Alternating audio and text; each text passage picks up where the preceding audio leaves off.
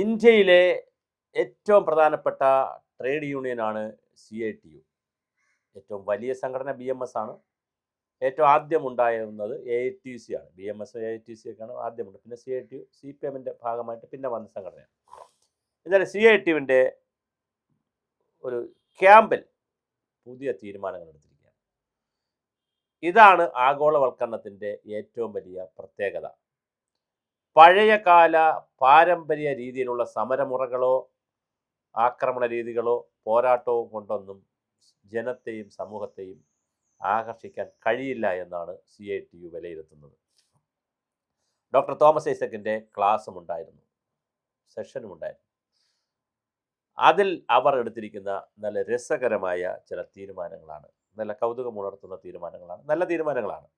സംഘടന എന്ന് പറഞ്ഞാൽ അവർ എടുത്തിരിക്കുന്ന നല്ല തീരുമാനങ്ങളാണ്. പുതിയ തലമുറയെ CITUവായി ബന്ധിപ്പിക്കുക എന്നുള്ളതാണ്.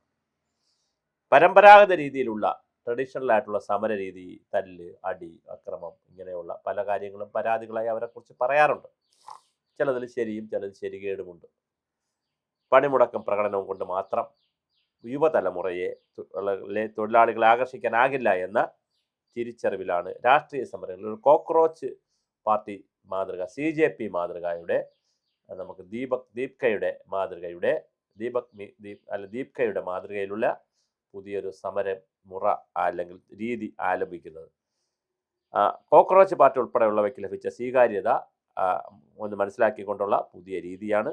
അഖിലേന്ത്യാ കമ്മിറ്റിയുടെ തീരുമാനപ്രകാരമാണ് ഇതിനുള്ളൊരു മുന്നൊരുക്കം വരുന്നത്.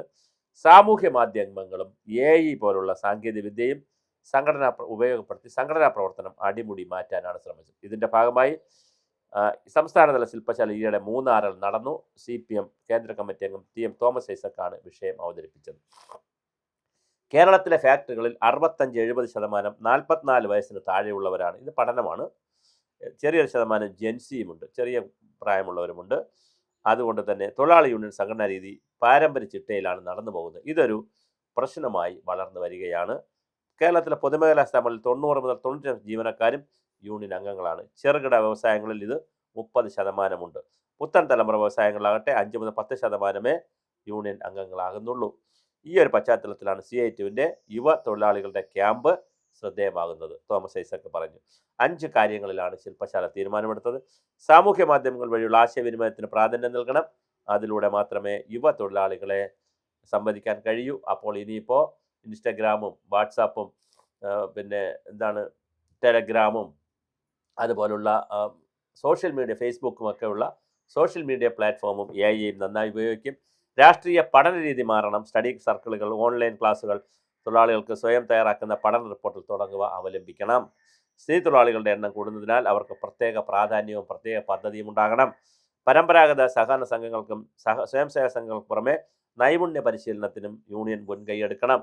സാംസ്കാരിക ഇടപെടൽ ശക്തിപ്പെടുത്തണം. സ്വത്വബോധത്തിനപ്പുറം വർഗ്ഗബോധം ഉണർത്തണം. അഖിലേന്ത്യാ തലത്തിലും മാറ്റം വരുന്നുണ്ട്.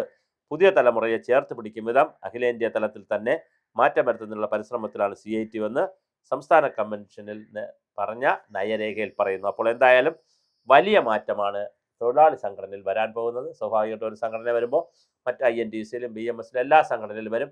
പുതുതലമുറയെ പിടിക്കുന്നതിനുള്ള കാര്യങ്ങളിലേക്ക് മാറുന്നു.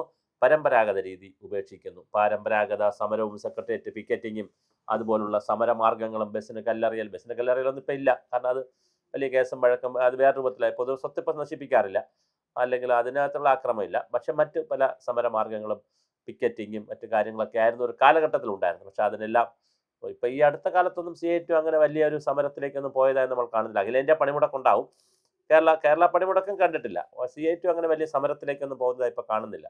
പിന്നെ ഏതെങ്കിലും ഫാക്ടറികളിലോ സ്ഥാപനങ്ങളിലോ ഒറ്റപ്പെട്ട നടക്കുന്ന സമരങ്ങളല്ലാതെ സംസ്ഥാന അടിസ്ഥാനത്തിൽ CITUവിൻ്റെ വലിയ സമരമൊന്നും കാണുന്നില്ല, വലിയ പ്രശ്നമല്ല. അപ്പോൾ എന്തായാലും പക്ഷേ ന്യൂ ജെന്നിനെ പിടിക്കാൻ, Z പിടിക്കാനുള്ള പുതിയ കാഴ്ചപ്പാട് CITU പ്ലാൻ ചെയ്തിരിക്കുകയാണ്. മനോഹരമായ പരിപാടികളാണ് അവർ ആസൂത്രണം ചെയ്തിരിക്കുന്നത്.